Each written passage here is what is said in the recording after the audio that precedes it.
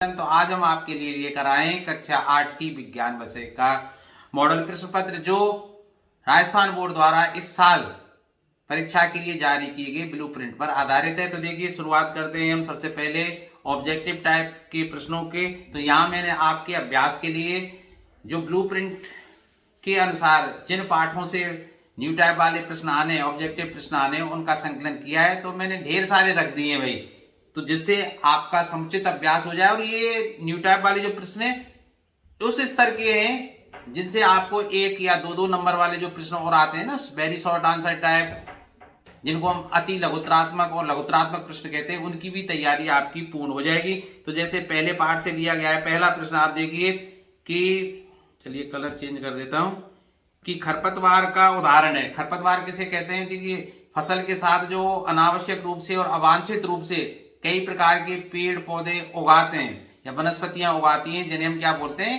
खरपतवार। तो वो गाजर घास, तो देखिए मसूर तो मुख्य फसल है ना, इसी तरह जूट, तीसी, लेकिन गाजर जो घास है वो कैसी है भाई? खरपतवार का उदाहरण है। तो ये ABC मैंने लिखे नहीं है क्योंकि भाई टाइप करने के लिए समय ज्यादा रहता है। फसलों से अनाज को अलग करने की क्रिया, देखिए फसल से अनाज को अलग करने की जो क्रिया है वो थ्रेसिंग कहलाती है, ठीक है, ओसाई इसका दूसरा नाम। जंतुओं द्वारा प्राप्त खाद्य पदार्थ है। जंतुओं से कौन सा पदार्थ हम खाद्य पदार्थ के रूप में ग्रहण करते हैं? देखिए, दाल जंतुओं से नहीं होता, पादपों से होता है। फल पादपों से होता है, चावल पादपों से होता है, शहद मधुमक्खी से प्राप्त होता है। तो ये जंतुओं से प्राप्त खाद्य पदार्थ है। जब एक ही किस्म के पौधे किसी स्थान पर बड़े पैमाने पर नियमित रूप से उगाए जाते हैं तो उसे क्या कहते हैं? फसल बोलते हैं। फसल में ऐसा ही ना, जैसे गेहूं की फसल है तो गेहूं की फसल में एक ही किस्म के पौधे एक बड़े स्थान पर उगाए जाएंगे। सरसों की है तो सरसों की, तो ये फसल हुआ भाई। फसल चक्रण से मिट्टी की उर्वरता बढ़ती है भाई।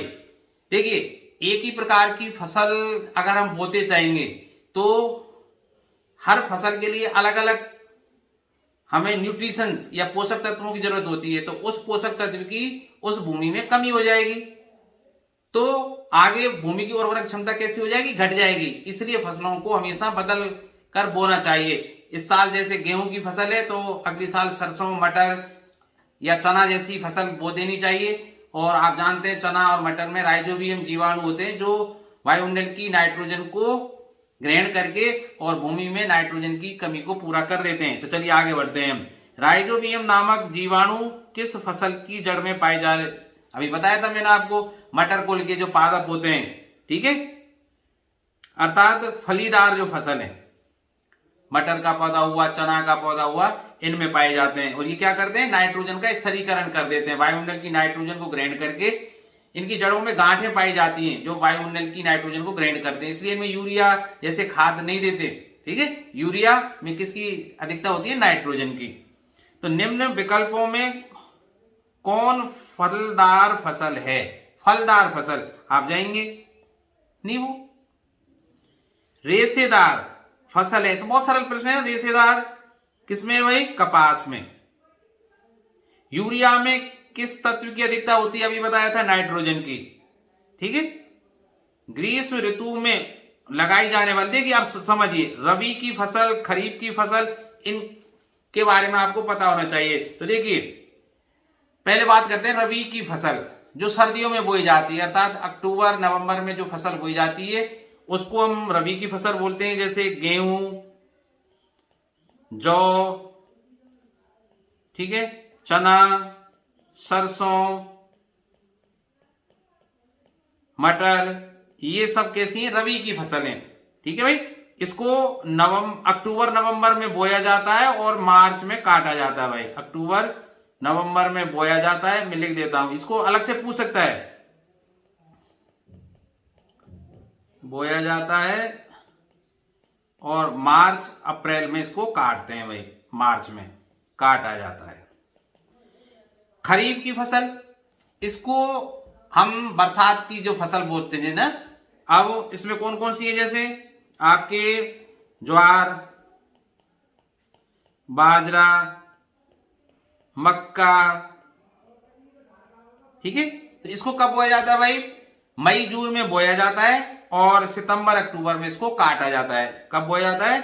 मई जून में, मानसून के समय, और सितंबर अक्टूबर में काटा जाता है। ध्यान रखना भाई, सितंबर अक्टूबर तक इसको काट देते हैं, इसमें बोया जाता है और यहां काटा जाता है। जायद, ये जायदा नहीं है, जायद है भाई। जायद की फसल कब? भाई इसके बीच में होती है, ठीक है। जो बारी करते हैं ना, देसी भाषा में बोलते हैं, जैसे ककड़ी, खीरा, और इसमें टमाटर हुए और वाटरमेलन, ये जायद की फसल में आते हैं भाई। तो मनुष्य में जीवाणु द्वारा होने वाला एक सामान्य रोग है, ठीक है। अब जो रोग हैं, आपकी एक सूची दी गई है आपकी पुस्तक में भाई। इस सूची को जैसे मैं आपको दिखा भी देता हूं, मेरे पास आपकी किताब है, इसमें ये सूची बहुत महत्वपूर्ण है और इसको आपको याद करना है भाई। देखिए मैं बता देता हूं वो पृष्ठ, इसमें कौन कौन से जो सूक्ष्म जीव वाला है ना, इसमें है ये। अरे भाई निकलो जल्दी से, ये एक पन्ना इसका बहुत महत्वपूर्ण है भाई। ये रहा भाई, ये जो पृष्ठ है ये आपके लिए महत्वपूर्ण है। इसमें जितने भी रोग दिए गए वो पता लग जाएगा कि वो जीवाणु के कारण है या वायरस के कारण है या कवक के कारण है या किसके कारण है, वो आपको पता लग जाएगा। तो इसमें सारे रोगों की सूची दी गई, जैसे 6 रोग है, वो जीवाणु से होता है, खसरा वायरस से होता है, चिकन पॉक्स वायरस से होता है, पोलियो वायरस से होता है, ठीक है। तो इस सूची को आप याद रख लेना और सारे रोग इससे कवर हो जाएंगे। तो अगला, तो देखिए टाइफाइड, जैसे मैं बता देता हूं इसमें, चलिए टाइफाइड होता है जीवाणु से, और टाइफाइड के जो जीवाणु आंतों में पाए जाते हैं भाई, इसको गलत लिखेंगे, इसको भी दो। टाइफाइड होता है जीवाणु से भाई। इसी तरह आपका खसरा है, खसरा होता है वायरस के कारण।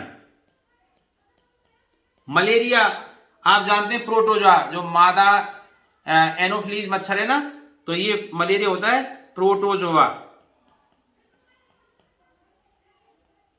इसी तरह जो चिकन पॉक्स है आपके वायरस के कारण होता है, ये आपको याद रख लेना है भाई। यीस्ट का उपयोग किसके उत्पादन में किया जाता है? एल्कोहल के निर्माण में यीस्ट। इनमें से कौन सा प्रतिजैविक है? प्रतिजैविक बोलते हैं एंटीबायोटिक को भाई। और एंटीबायोटिक कौन सा? देखिए सोडियम, ये धातु है भाई, बायोकार्बोनेट, और एल्कोहल यीस्ट ये नहीं है। तो स्ट्रेप्टोजोमाइसिन है, स्ट्रेप्टोमाइसिन दवाई आती है जो एंटीबायोटिक के रूप में अर्थात प्रतिजैविक के रूप में काम करते हैं। संचरणीय रोगों का सबसे मुख्य कारक क्या है? अर्थात जो जंतुओं के द्वारा फैलाए जाते हैं या कीटों के द्वारा जो फैलाए जाते हैं, और उनमें जो घरेलू मक्खी है वो सबसे जो रोगों को फैलाने में एक महत्वपूर्ण भूमिका अदा करती है। डेंगू परजीवी का वाहक है मादा एडिस मच्छर, अभी बताया था ना, जिससे मलेरिया फैलता है। मनुष्य में वायरस द्वारा होने वाले एक सामान्य रोग है, तो अभी मैंने आपको बताया था टाइफाइड जीवाणु के कारण होता है, पोलियो वायरस के कारण होता है, मलेरिया प्रोटोजोआ के कारण होता है, 6 रोग जीवाणु के कारण होता है भाई।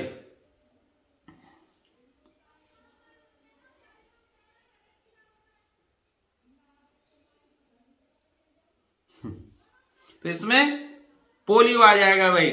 निम्न में से किस पौधे के पत्तों के रस का उपयोग मलेरिया और डेंगू के उपचार में किया जाता है? देखिए डेंगू के उपचार में प्लेटलेट्स घट जाती हैं और अचानक रक्तस्राव होने लग जाता है भाई। तो देखिए इसमें जो सिनकोना है, ये मलेरिया के उपचार में तो इसका प्रयोग करते हैं, इसकी जो इंजेक्शन है वो दिए जाते हैं, लेकिन डेंगू के उपचार में सिनकोना का प्रयोग नहीं करते हैं। तो गिलोय जो आयुर्वेद पद्धति में इसका प्रयोग करते हैं, इसका उपयोग दोनों के उपचार में किया जाता है। लेकिन मैं ये नहीं कहूंगा कि गिलोय से मलेरिया को ठीक किया जा सकता है, नहीं किया जा सकता। केवल बुखार के जो लक्षण है या बुखार के बाद जो होने वाले साइड इफेक्ट है उनको दूर किया जा सकता है। तो फिलहाल आप गिलोय को सही माने, क्योंकि गिलोय का उपयोग डेंगू के उपचार में और मलेरिया के उपचार में किया जा रहा है। अब वैसे वास्तविकता यह है कि डेंगू की कोई दवाई अब तक बनी नहीं है। अलेक्जेंडर फ्लेमिंग ने 1928 में किस पहले प्रतिजैविक की खोज की थी? ध्यान रखना, पहला जो एंटीबायोटिक या प्रतिजैविक था वो पेनिसिलिन था, जिसकी खोज अलेक्जेंडर फ्लेमिंग ने 1928 में की थी। सबसे पहले कौन सा प्रतिजैविक खोजा गया? अभी आया था, कौन सा? पेनिसिलिन खोजा गया था। सर्वप्रथम चेचक के टीके की खोज किसने की थी? लुई पास्चर ने। फटाफट करा रहा हूं भाई मैं आपका रिवीजन। पैकेटों अर्थात थैलियों में आने वाले दूध को खराब होने से बचाने के लिए किया जाता है पाश्चरीकरण, अर्थात उसको सबसे पहले क्या है? गर्म किया जाता है।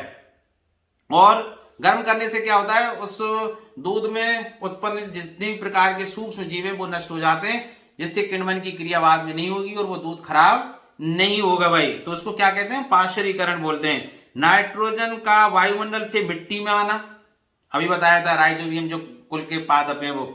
पौधे और जंतुओं में परिवहन की संपूर्ण प्रक्रिया को क्या बोलते हैं? नाइट्रोजन। देखिए वायुमंडल में आपको पता है 78% नाइट्रोजन है।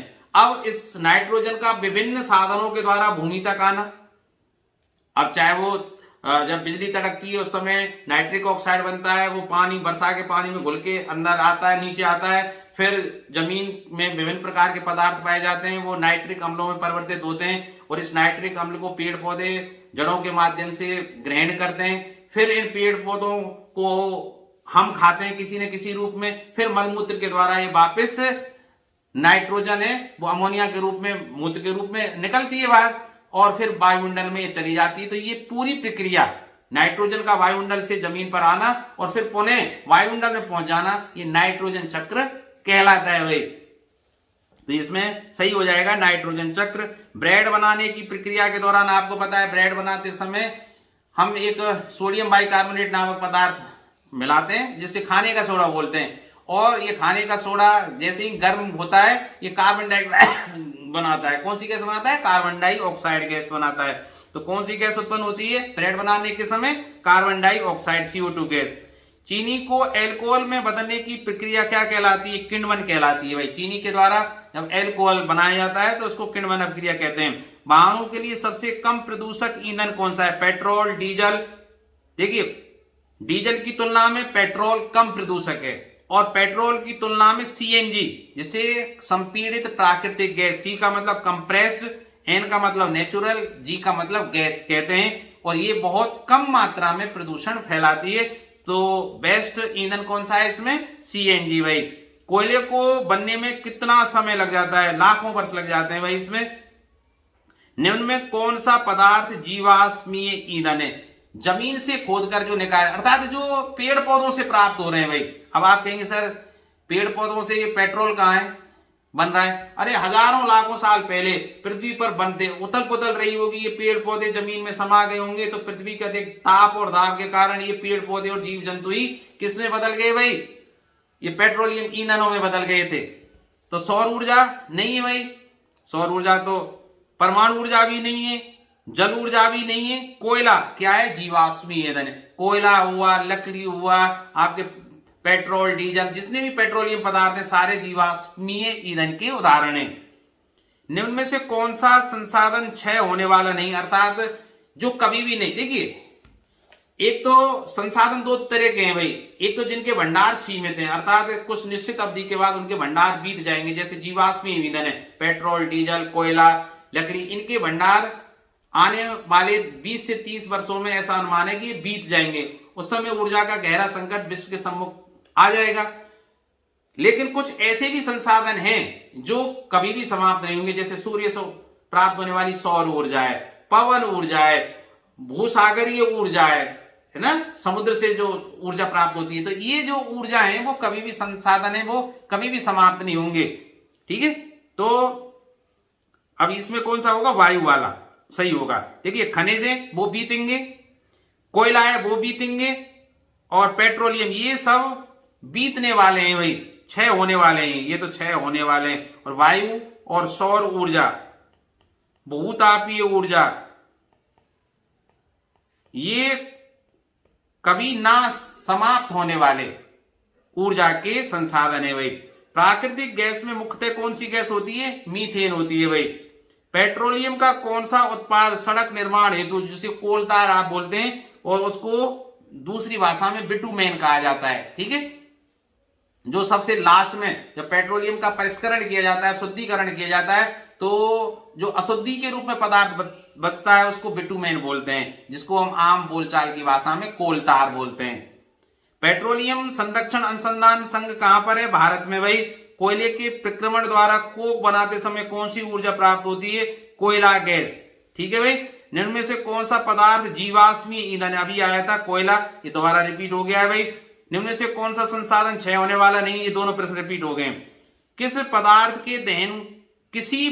के दहन का पोषक पदार्थ, अर्थात ऐसा कौन सा पदार्थ है जिसके बिना कोई पदार्थ जलेगा ही नहीं? ऑक्सीजन। ऑक्सीजन की अनुपस्थिति में कोई भी पदार्थ नहीं जल सकता। बिना ऑक्सीजन के हम आग नहीं लगा सकते। ठीक है, तो ऑक्सीजन सबका माई बाप है जलाने के लिए, लेकिन ऑक्सीजन स्वयं नहीं जलती है, केवल जलाने में सहायक है। स्वयं कौन सी गैस जलती है? हाइड्रोजन। ठीक है भाई।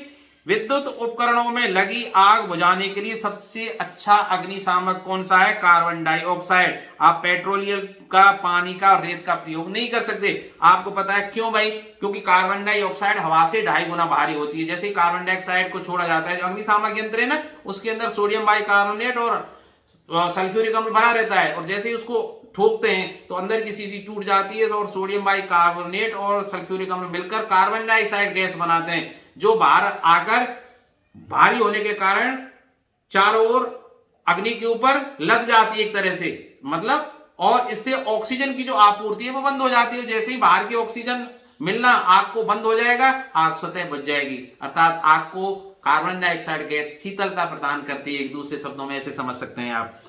निम्न में से कौन स्वतः दहन का उदाहरण है? अपने आप कौन जल लगता है? श्वेत फास्फोरस है भाई। श्वेत फास्फोरस को हम कमरे के तापक्रम पर बाहर नहीं रख सकते, अपने आप जलने लग जाता है। इसी कारण श्वेत फास्फोरस को किस में रखा जाता है? पानी में रखा जाता है। ध्यान रखना, ऐसी 2 धातु और हैं, सोडियम और पोटेशियम, इनको भी हम कमरे के ताप पर खुला नहीं रख सकते। जादूगर आपने देखा होगा कि जादू दिखाता है, एक कण को फेंकता है पानी में और पानी में आग लग जाती है। वो क्या होता है? सोडियम का कण होता है या फास्फोरस होता है। ठीक है, हाँ, फास्फोरस तो नहीं जलेगा, सोडियम जलने लग जाता है। तो स्वतः दहन का कौन सा उदाहरण है? श्वेत फास्फोरस। लकड़ी का जलना स्वतः नहीं जलेगी, पटाखा स्वतः नहीं जलेंगे, तो इसमें श्वेत फास्फोरस है भाई। निम्न में कौन सा अदहनशील पदार्थ है, अर्थात जिसमें आग नहीं लग सकती, और वो कौन सा है? पत्थर। पत्थर में आग नहीं लगेगी, लकड़ी में, कोयला में, पेट्रोल में तो लग जाएगी भाई। वह ताप जिस पर कोई पदार्थ जलना शुरू कर देता है, और वो क्या कहलाता है? उस पदार्थ का ज्वलन ताप। ठीक है, ज्वलन ताप, जिस ताप पर कोई पदार्थ जलना शुरू कर दे। इसी में पूछूं, वह ताप जिस पर कोई पदार्थ गलना शुरू कर दे, पिघलना शुरू कर दे, ठोस अवस्था से द्रव अवस्था में बदलना शुरू कर दे, वो क्या कहलाता है? उसका गलनांक। गलना शुरू कर दे अर्थात गलनांक। और वह तापक्रम जिस पर कोई पदार्थ वाष्प अवस्था में द्रव अवस्था से कहां बदलने लग जाए? वाष्प अवस्था में, उसको क्या बोलते हैं? क्वथनांक। क्वथनांक। तो ईंधन के ऊष्मीय मान का मात्रक क्या होता है? किलो जूल प्रति किलोग्राम। अर्थात 1 किलोग्राम ईंधन से कितने किलो जूल ऊर्जा प्राप्त हो रही है। ठीक है भाई। अब देखिए, क्योंकि मैं यहां पेपर आपको करा रहा हूं और पेपर में आपको एक्सप्रेस रूप से ही रिवीजन कराया जा सकता है, नहीं तो ये वीडियो बहुत बड़ा हो जाएगा, इसलिए आप इसे अन्यथा न लें और तेजी से जो मैं रिवीजन करा रहा हूं उसका आनंद लें। ठीक है भाई।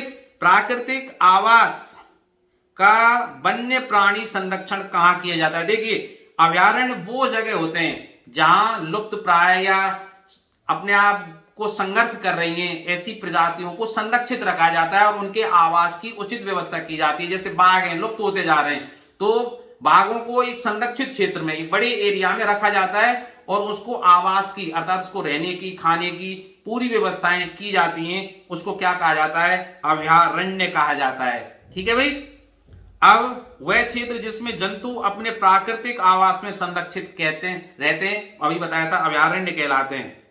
राष्ट्रीय उद्यान अलग चीज है। राष्ट्रीय उद्यान वो होते हैं जहां जैव विविधता को बनाए रखने के लिए विभिन्न प्रकार के पादप उगाए जाते हैं और वहां प्राथमिकता क्या होती है? पेड़ पौधों वाली प्राथमिकता होती है। और यहाँ अभयारण्यों में जंतु प्राथमिकता होते हैं, जैसे बाघों को रखा जाए, शेरों को रखा जाए, हाथियों को रखा जाए, गैंडों को रखा जाए, हिरणों को रखा जाए, भालू को रखा जाए। तो ये सब क्या है? अभयारण्य के अंतर्गत आते हैं भाई। ठीक है।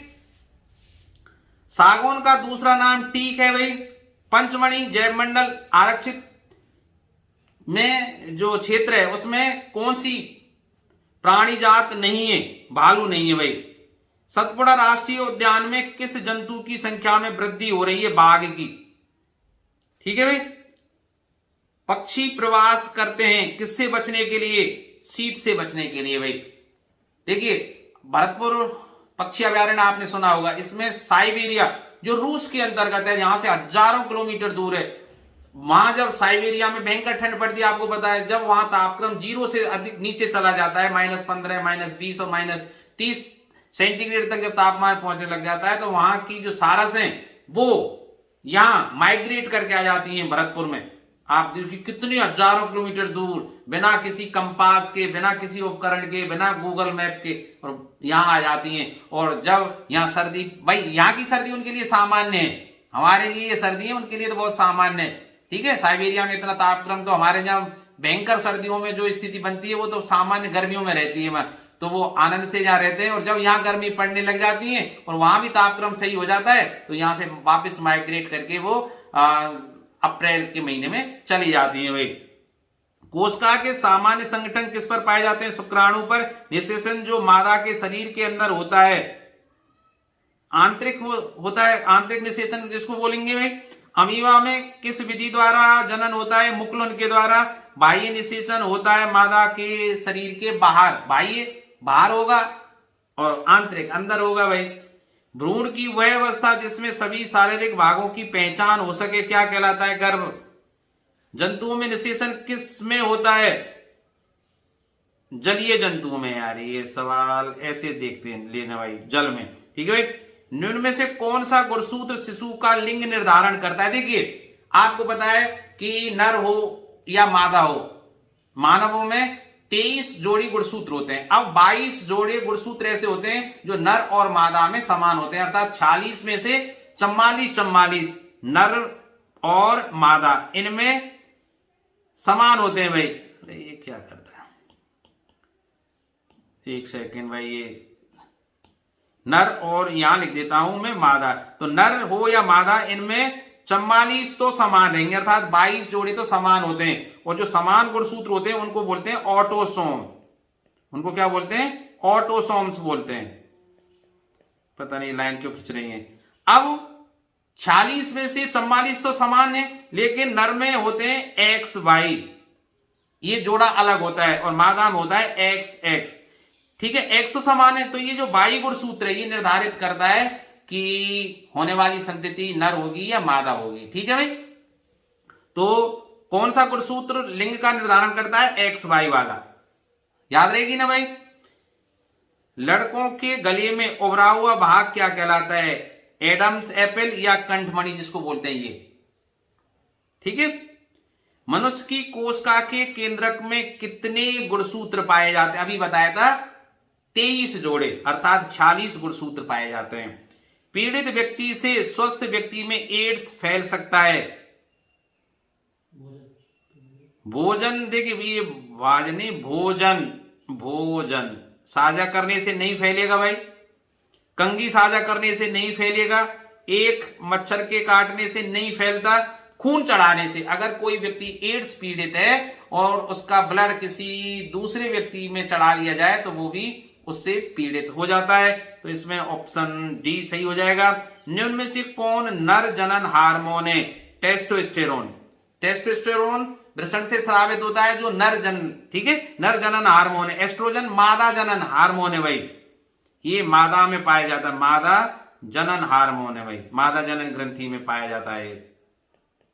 और टेस्टोस्टेरोन और पीयूष ग्रंथि ये भाई अंतःस्रावी ग्रंथियों के अंतर्गत आती है, जो मस्तिष्क के पिछले भाग में होती है, और इसके द्वारा पिट्यूटराइन हार्मोन स्रावित होता है, जिसकी अधिकता के कारण व्यक्ति दानवाकार हो जाता है। और अगर पिट्यूटराइन अर्थात पीयूष ग्रंथि से स्रावित हार्मोन कम मात्रा में निकले तो व्यक्ति बौना रह जाता है। ठीक है। जन्म लेने वाले शिशु के लिंग निर्धारण के लिए जिम्मेदार कोशिका की संरचना को क्या बोलते हैं? गुणसूत्र बोलेंगे। ठीक है। निम्न में से कौन सा नर, अरे वो वापस आ गया टेस्टोस्टेरोन। जन्म लेने वाले शिशु के लिंग निर्धारण के लिए जिम्मेदार, अबे ये दो बार रिपीट कैसे हो गया, चलो आगे चलिए।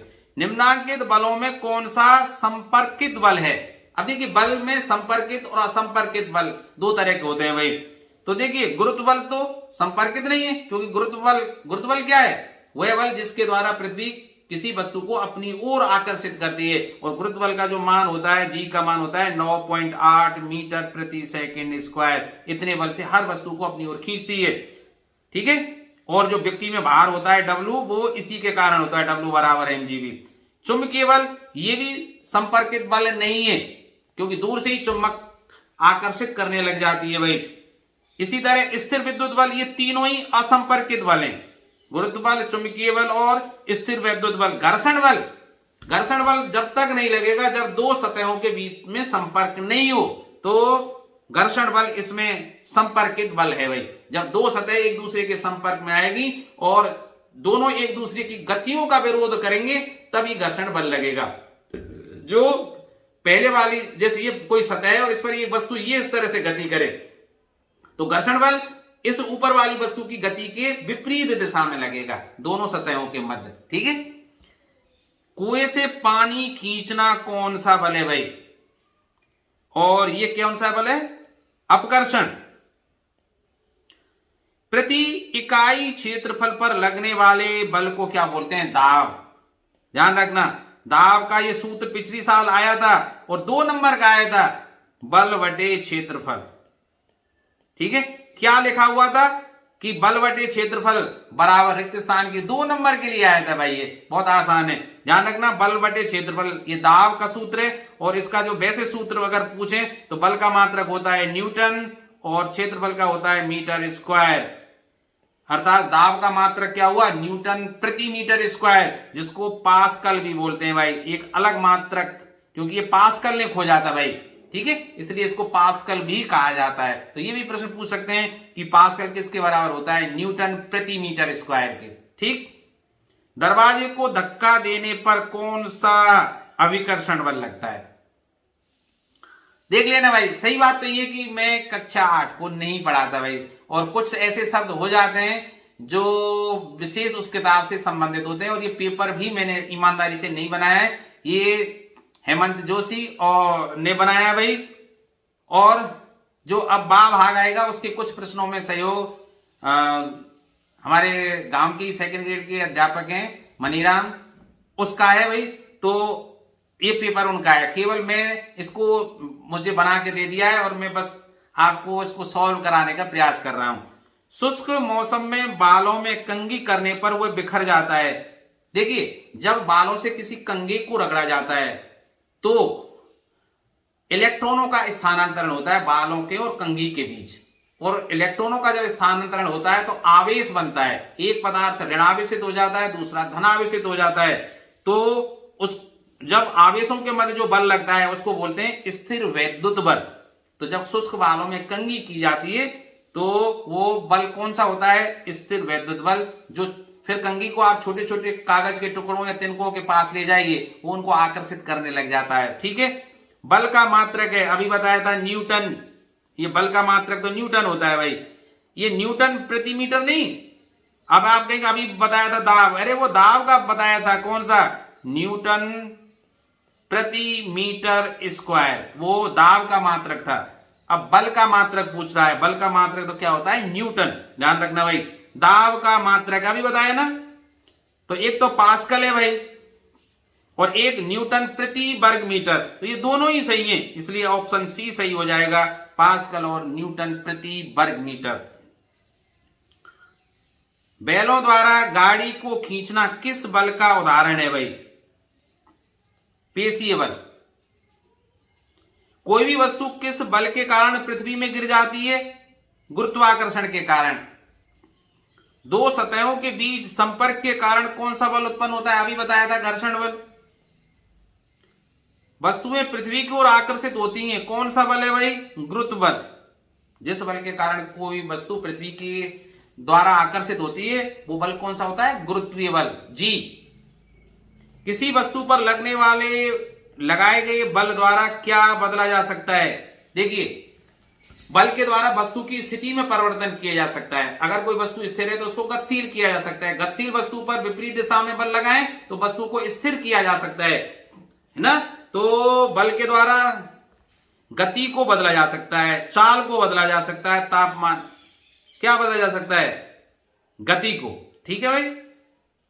घर्षण को कम करने वाले पदार्थ क्या कहलाते हैं? स्नेहक कहलाते हैं। कहा है भाई? स्नेहक, ये है ना। और स्नेहक के रूप में हम प्राय तेलों का या ग्रीस का प्रयोग करते हैं। और आजकल तो ग्रेफाइट है, वो शुष्क स्नेहक के रूप में भी प्रयोग करते हैं। तो मैं लिख देता हूं स्नेहक के रूप में क्या है भाई? किस किस का पदार्थ? तेल का, ग्रीस, जिसको ग्रीस बोलते हैं, कहीं ग्रीस लिखा होता है, कहीं ग्रीज लिखा होता है। और या ग्रेफाइट, जो ग्रेफाइट है वो शुष्क स्नेहक के रूप में, ये क्या है? शुष्क, सूखा है। वैसे ग्रेफाइट कार्बन का स्वरूप है जो विद्युत का सुचालक होता है, शुष्क स्नेहक के रूप में। यह भी आ सकता है प्रश्न आपको कि ग्रेफाइट शुष्क स्नेहक के रूप में किसका प्रयोग किया जाता है? ग्रेफाइट का। घर्षण से क्या उत्पन्न होती है? ऊष्मा। ठीक है, अचानक आप चल रहे हैं और तेजी से ब्रेक लगाते हैं तो एक दुर्गंध आने लग जाती है। तो घर्षण से क्या होती है? बहुत तेज ऊष्मा उत्पन्न होगी भाई। ठीक है, कहां है तो भाई? ये घर्षण से उत्पन्न ऊष्मा, ऑप्शन सी। बर्फ पर चलने पर आप फिसल जाएंगे। बर्फ पर चलते समय क्योंकि घर्षण कम होगा, चिकनी सतह पर आप क्यों फिसल जाते हैं? घर्षण कम होने के कारण घर्षण कम होगा। कैरम बोर्ड पर पाउडर छिड़कने से घर्षण हो जाता है कम। ठीक है, नहीं तो आपकी जो गोटियां हैं वो गति नहीं करेंगी भाई। आगे चलते हैं। कोई भी वस्तु किस बल के कारण पृथ्वी में गिर जाती है? गुरुत्वाकर्षण। ये तो आगे थे। इनमें से किसकी आवाज की आवृत्ति सबसे अधिक है? देखिए, अगर आवाज की आवृत्ति अधिक होगी तो आवाज महीन होगी, इस तरह से समझिए, आवाज पेनी हो जाएगी। मच्छर की आवृत्ति शेर की आवृत्ति से ज्यादा होती है भाई। ठीक है, मच्छर की आवृत्ति कम होगी। तो सीधी सी बात है, किसकी आवाज की आवृत्ति सबसे अधिक है? छोटी बच्ची की, छोटे बालक की, महिला की, पुरुष की? छोटी बच्ची की। ठीक है भाई, क्योंकि पुरुष की आवाज भारी होगी, उससे कम भारी होगी महिला की, छोटी। ठीक है, तो कंपन आयाम का देखिए ध्यान रखना। कंपन आयाम का मतलब क्या है? कोई जैसे ये कोई तरंग है, इस तरह से चली तो एक चक्कर में, ठीक है, ये जो दूरी है भाई, ये आयाम कहलाएगा। ये एक जो अधिकतम दूरी है एक तरह से, ये ऊपर वाली, तो ये किस में नापी जाएगी? मीटर में भाई। कहां है मीटर? ये। अपश्रव्य ध्वनि की आवृत्ति कितनी है? अर्थात हमारी कानों की एक लिमिट है भाई कि हम 20 हर्ट्ज से कम की ध्वनि को नहीं सुन सकते। तो 20 हर्ट्ज से कम। ठीक है, अगर देखिए हर्ट्ज किसकी मात्रक है? आवृत्ति का, कंपन का, आवृत्ति। एक सेकंड में होने वाले कंपनों की संख्या को क्या बोलते हैं हम? आवृत्ति। ठीक है, और इसका मात्रक क्या होता है? हर्ट्ज। इस तरह से लिखते हैं, हर्ट्ज, और इसको संक्षेप में अंग्रेजी में HZ लिख देते हैं। तो हम 20 हर्ट्ज से कम की ध्वनि को नहीं सुन सकते, अर्थात अपश्रव्य। ठीक है, श्रव्य जो सुनी जा सके, अपश्रव्य का मतलब जो ना सुनी जा सके। हमें कोई ध्वनि सुनाई देती है, इसका कारण क्या है भाई? कंपन है भाई। ध्वनि कंपनों के माध्यम से गति करती है और हमारे कानों के डायफ्राम कानों का जो पर्दा होता है उससे टकरा के जब आवाज उत्पन्न होती है, फिर मस्तिष्क उसको उसी संकेत में बदल देता है भाई। शुष्क मौसम, ये आ गया, बल का मात्रक हो गया। विद्युत धारा उत्पन्न करती है। देखिए, विद्युत जब किसी चालक में प्रवाहित की जाती है तो विद्युत के कारण देखिए चालक गर्म हो जाता है। तो एक तो ऊष्मीय प्रभाव उत्पन्न करती है। ऊष्मीय प्रभाव क्या है? जब किसी चालक में विद्युत धारा प्रवाहित की जाती है तो वो चालक गर्म हो जाता है। ठीक है, आप कोई भी विद्युत उपकरण देख लें, उसमें अधिक समय तक अगर विद्युत धारा प्रवाहित की जाए तो वो गर्म हो जाता है। चार्जर भी गर्म हो जाते हैं, मोबाइल फोन भी गर्म होते हैं, टीवी गर्म होता है, आपके अन्य कोई सा भी पदार्थ ले लीजिए वो सारे गर्म होंगे। तो ये विद्युत धारा का क्या है? ऊष्मीय प्रभाव कहलाता है। दूसरा है रासायनिक प्रभाव। रासायनिक प्रभाव भी दिखाती है। और एक और प्रभाव है, यदि किसी चालक तार में, है ना, विद्युत धारा प्रवाहित की जाए तो वो छोटे चुंबक की तरह कार्य करने लग जाता है, अर्थात लोहे की वस्तुओं को अपनी ओर आकर्षित करने लग जाता है। तो तीनों ही दिखाता है भाई। विद्युत धारा कौन कौन से प्रभाव उत्पन्न कर दिए? ऊष्मीय प्रभाव, रासायनिक प्रभाव और चुंबकीय प्रभाव। तो इसमें डी ऑप्शन सही हो जाएगा। निम्नलिखित में से कौन ऐसी धातु है जिससे विद्युत लेपन के द्वारा किसी वस्तु की चमक को बढ़ाया जा सकता है? क्रोमियम का। ठीक है, क्रोमियम का उपयोग हम चमक बढ़ाने के लिए करते हैं। जैसे साइकिल के जो हैंडल होते हैं ना, चमकदार दिखते हैं, उस पर लोहे का हैंडल होता है और उस पर क्रोमियम का लेप होता है जो जंग लगने से भी बचाता है। ना केवल खूबसूरत दिखता है इससे, बल्कि लोहे में जंग लगने की प्रक्रिया है वो भी नहीं होती भाई। तो खाद्य पदार्थों को संरक्षित करने के लिए लोहे के डिब्बे पर किस धातु का प्रयोग किया जाता है? टिन का। खाद्य किस धातु का विद्युत लेपन किया जाता है? जिंक का किया जाता है भाई। ठीक है, जिंक धातु का। टिन का तो वो डिब्बा होता है और उस पर जिंक का लेपन कर दिया जाता है। साइकिल के हैंडल तथा पहियों के रिम को चमकदार बनाने के लिए किस धातु का लेपन? अभी बताया था क्रोमियम का भाई। वही बात आ गई ना, देख लो। जब चालक विलयन में विद्युत धारा प्रवाहित की जाती है तब विलयन के रंग में परिवर्तन होता है। यह संकेत है विद्युत धारा के रासायनिक प्रभाव का। ठीक है, रंग परिवर्तन हो गया, विद्युत धारा का रासायनिक प्रभाव। विद्युत धारा प्रवाहित करने पर गर्म हो गया, ऊष्मीय प्रभाव। ठीक है, और चुंबक बन गई, चुंबकीय प्रभाव। निम्नलिखित में से कौन सा घोल विद्युत का सुचालक है? जिसमें आयन होंगे वो विद्युत का सुचालक होगा। नींबू का रस, नल का पानी, सिरका, खाद्य पदार्थ, खाद्य तेल। तो नल का जो पानी है उसमें अनेकों प्रकार के आयन मिले होते हैं। उसमें कैल्शियम आयन भी होंगे और एल्युमिनियम के आयन भी हो सकते हैं। तो नल का जो पानी है विद्युत का सुचालक होता है। लेकिन शुद्ध पानी हो, जिसे हम बोलते हैं आसुत जल, आसुत जल विद्युत का कुचालक है भाई, ध्यान रखना। विद्युत का कुचालक है। शुद्ध जल में अगर हम करंट प्रवाहित करें तो नहीं आएगा, लेकिन तालाब का पानी हुआ, पोखर का पानी हुआ, नल का पानी हुआ, नदियों का पानी हुआ, उसमें करंट आएगा भाई, अर्थात वो विद्युत का चालक है। लोहे के पुलों को जंग से बचाने के लिए किस धातु का विद्युत लेपन किया जाता है? जिंक का भाई। बिजली मिस्त्री हाथ में रबड़ के दस्ताने को पहनकर काम करता है, क्यों करता है भाई? बिजली का झटका नहीं लगे। ठीक है, रबड़ विद्युत का क्या कुचालक है? तो ऑप्शन सी हो जाएगा इसमें सही। विद्यालयों या भवनों के ऊपर त्रिशूल आकार की एक धातु की पट्टी लगाई जाती है। त्रिशूल आकार की पट्टी, देखिए तड़ित, आपने नाम सुना होगा। तड़ित मतलब जब बादल तड़कते हैं बरसात के दिनों में, घोर गर्जन होती है। तो देखिए ये क्या है? बादल है ना, जो जमने के बाद बड़ी बड़ी शिलाएं बन जाती हैं और जब ये आपस में टकराती हैं तो विद्युत आवेश उत्पन्न होता है। और ये विद्युत आवेश ही बहुत बड़े बिजली के रूप में हजारों वोल्ट होता है, लाखों वोल्ट होता है। और इतने मान की करंट अगर उसके संपर्क में कोई व्यक्ति आ जाए, इमारत आ जाए, कोई भी वस्तु आ जाए तो वो जलकर राख हो जाती है, तुरंत नष्ट हो जाती है। और बिजली गिरने की कई घटनाएं आपने सुनी होंगी। तो इससे बचने के लिए बड़े बड़े जो ऊंचे भवन, देखिए हमारे गांवों में तो इतने ऊंचे भवन नहीं होते, लेकिन शहरों में आप देखोगे 10-10, 20-20, और अमेरिका में तो 110, 120 मंजिल आम बात है।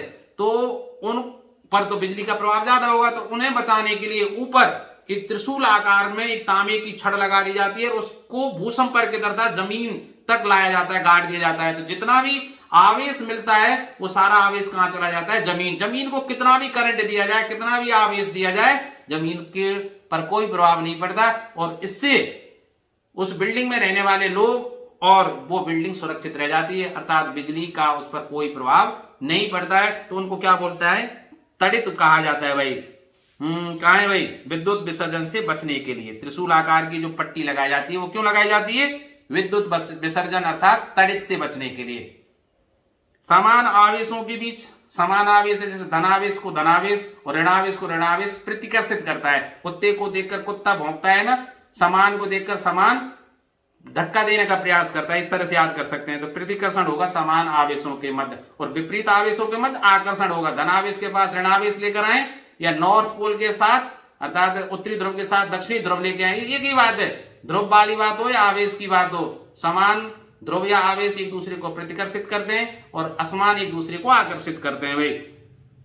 तड़ित देख लिया, आ गया वो प्रश्न। बिजली गिरना से सुरक्षित के लिए क्या किया जाता है? क्या करना चाहिए? ऊंचे वृक्षों के नीचे शरण नहीं लेनी चाहिए। कभी भी जब बिजली तड़क रही हो पेड़ों के नीचे सट जाना चाहिए, क्योंकि बिजली गिरने की संभावना वहां सबसे ज्यादा होती है। गलत। जमीन पर लेट जाना चाहिए, ट्रैक्टर के पास सिटना गलत। खुली जगहों में घुटनों के बल सिर समेटकर सिर के हाथों को ऊपर करके इस तरह से लेट जाना चाहिए, बिल्कुल इस तरह से यूं करके ले।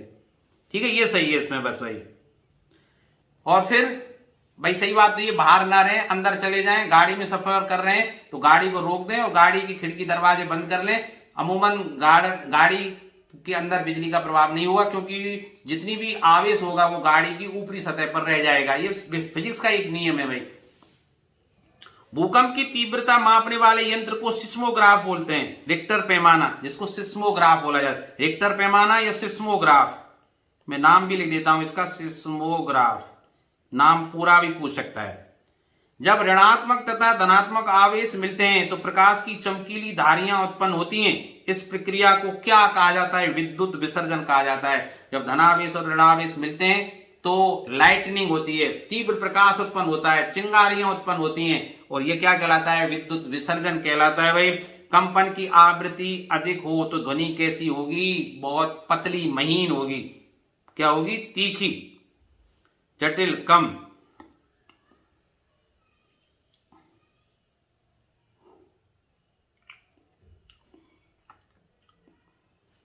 अब तुम्हारी किताब के हिसाब से क्या है यार, देख लेना इसमें भाई। कंपन की आवृत्ति अधिक हो तो ध्वनि कैसी रहेगी? तीखी होनी चाहिए। मच्छर की कैसी होगी यार? देख, ध्वनि की आवृत्ति कम हो जाती है वैसे उस समय, पतली आवाज आ जाती है, पतली, बहुत महीन, कम। कम इसमें सही है भाई, ठीक है। तो आप अपने हिसाब से देख लेना, सही मैं 100% तो नहीं हूं पर 90% श्योर हूं। मानव नेत्र वस्तु का प्रतिबिंब किस भाग पर बनता है भाई? कहां बनता है? रेटिना पर बनता है, ध्यान रखना भाई। आयरिस में छोटे छोटे छिद्र को क्या कहते हैं? आयरिस में छोटे से छिद्र को पुतली कहा जाता है, ठीक है।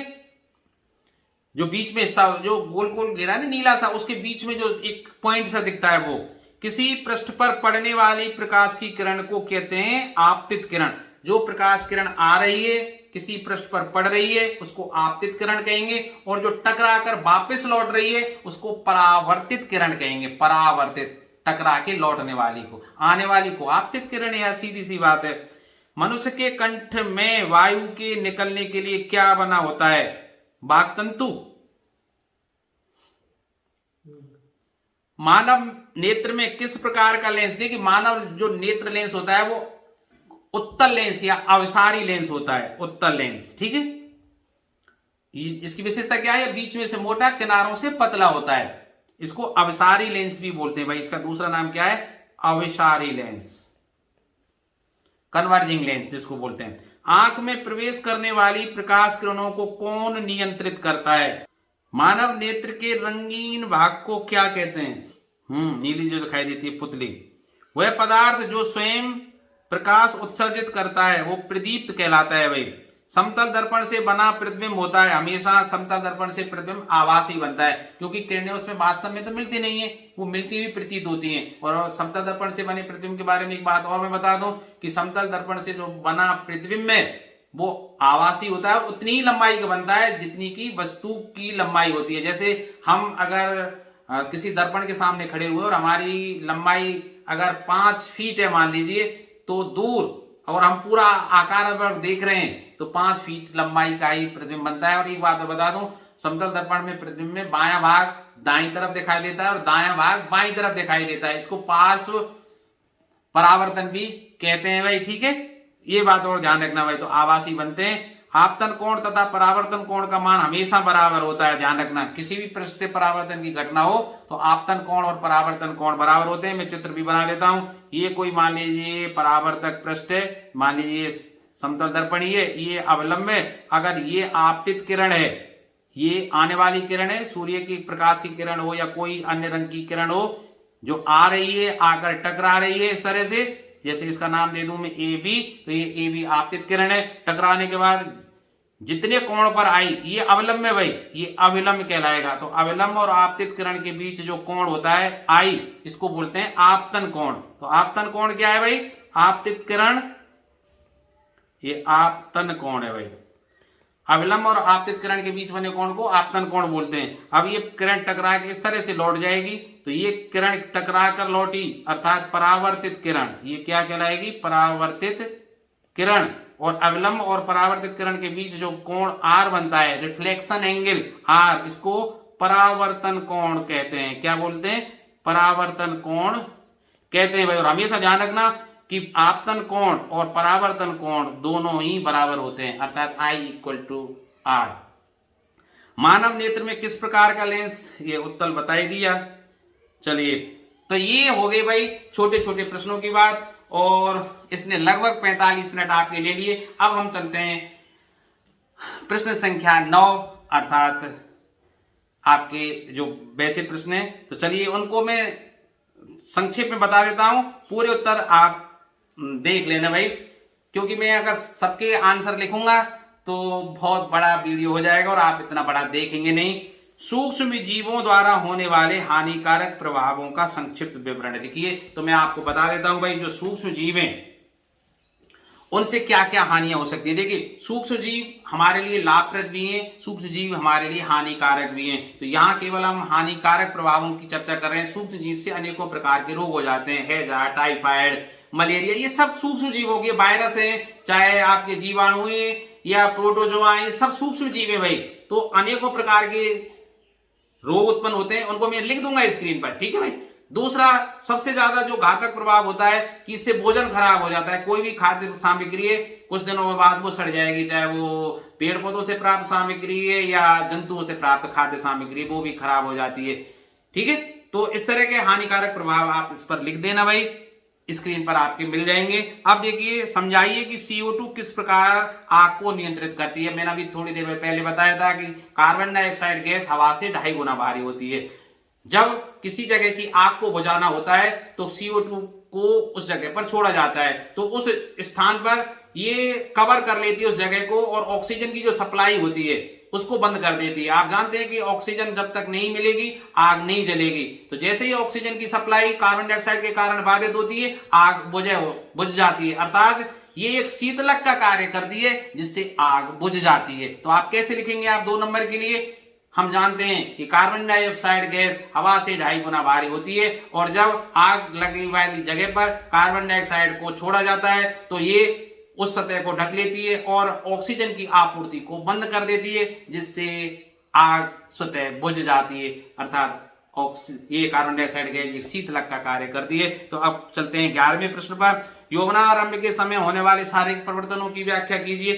देखिए, इसमें आप सूची बना सकते हैं। कैसे बना सकते हैं कि जब यौवनारंभ की स्थिति बनती है तो एक तो बच्चे या बच्चियों की लंबाई में तेजी से वृद्धि हो जाती है, नंबर 1, उसकी लंबाई में वृद्धि होने लग जाती है। नंबर 2, अगर लड़का है तो उसकी आवाज भारी होना शुरू हो जाएगा, उसके शरीर पर बाल आने शुरू हो जाएंगे, मूछें आएंगी, बालों का आकार भी बढ़ जाता है। इसके अलावा जो लैंगिक लक्षण है वो भी उसमें उत्पन्न होने लग जाते हैं। महिलाएं तो उनका, जो लड़कियां हैं उनकी आवाज बारीक उत्पन्न हो जाएगी, स्तनों का विकास हो जाएगा, और जो महिला या पुरुष हो उनमें जो अनेक अंग हैं उनका विकास शुरू होने लग जाता है। मैं स्क्रीन पर लिख दूंगा, आप यहां से नोट कर देना। मैं टाइम घटाने के लिए और तेजी से बोलता जा रहा हूं, क्योंकि लिखूंगा इनका आंसर तो समय बहुत लगेगा। वैसे आपको याद है, ऐसी मुझे अपेक्षा तो आप लोगों से है। अब देखते हैं कि देखिए, ध्वनि प्रदूषण मानव के लिए किस प्रकार हानिकारक है। अगला प्रश्न है भाई। हम जानते हैं कि एक निर्धारित तीव्रता से अधिक की ध्वनि हमारे लिए नुकसानदायक है। ये न केवल हमारे कानों को बहरा बना सकती है, अर्थात हम बहरा हो सकते हैं, हमारे जो कान का जो पर्दा है वो फट सकता है। इसके अलावा अगर बहुत समय तक हम किसी शोरगुल वाले वातावरण में रहेंगे तो हम चिड़चिड़े और अवसाद से पीड़ित हो जाएंगे। चिड़चिड़े और अवसाद जानते हैं, जिसको टेंशन, मेंटली टेंशन बोलते हैं, एनोरेक्सिया बोलते हैं, ठीक है, एंजाइटी बोलते हैं। इससे हमारे हृदय की धड़कन बढ़ जाती है, ब्लड प्रेशर भी बढ़ जाता है, और अनेकों प्रकार के रोग हमारे शरीर को लग जाते हैं। कहने को तो ऐसा लगता है कि यार शोर प्रदूषण से क्या प्रभाव पड़ता है, पर इनडायरेक्ट ये हमें खोखला बनाने लग जाता है भाई शोर प्रदूषण। तो मुख्य तो एक तो आपको चिड़चिड़े हो जाएंगे, अवसाद और अनिद्रा जैसे रोग हो जाएंगे। इसके अलावा आपका ब्लड प्रेशर बढ़ सकता है, आप बहरे हो सकते हैं। ये सब शोर प्रदूषण के या ध्वनि प्रदूषण के हानिकारक प्रभाव हैं। याद वैसे ही हो जाएंगे यार, पढ़ने की कोई जरूरत नहीं है। चलते हैं 13वां प्रश्न। 13वां जो प्रश्न आएगा वो स्तंभ आ और स्तंभ बा को मिलाने के लिए होंगे भाई। तो देखिए, अब इसमें आप देखें भाई, हैजा। अब हैजा किसके कारण होता है भाई? हैजा होता है जीवाणु के कारण, ठीक है। तो हैजा का तो कैसे लिखेंगे भाई?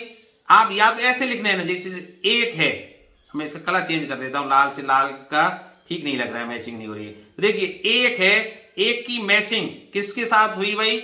जीवाणु, ये सेकंड वाले की, ये इस तरह से। इसको ऐसा कर देते हैं यार, ये इस ए, इसको ऐसे कर देते हैं बी, सी, डी और ये ई।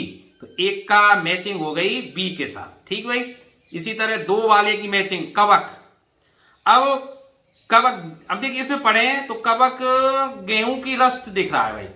गेहूं में जो फली में रोग लगता है ना, वो लाल लाल सी हो जाती है, उसको गेहूं की रस्ट बोलते हैं। तो कवक के कारण होता है। तो दूसरे की जो मैचिंग हुई किसके कारण? डी के साथ।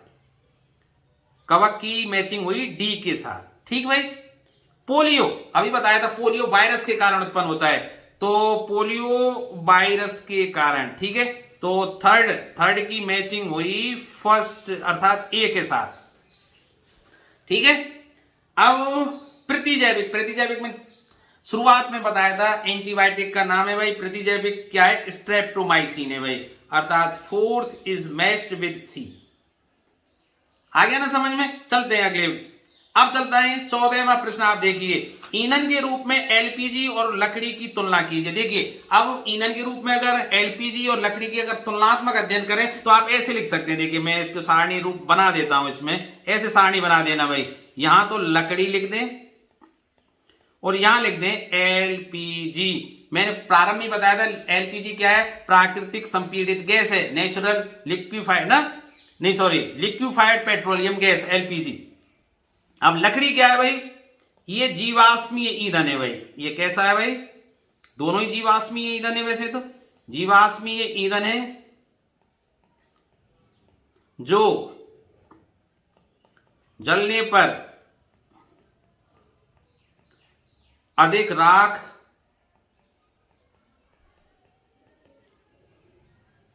धुआं वह कम ऊष्मा देता है भाई। एलपीजी की तुलना में कम ऊष्मा देता है। जबकि एलपीजी क्या है? यहां लिखेंगे यह जलने पर बहुत कम धुआं ना के बराबर होती है, राख तो उत्पन्न होती ही नहीं है भाई इसमें, तथा अधिक ऊष्मा देती है। ये ठीक है। दूसरा, ये पर्यावरण प्रदूषण को फैलाता है। लकड़ी का जो ईंधन है भाई पर्यावरण प्रदूषण अधिक करता है। ठीक है भाई।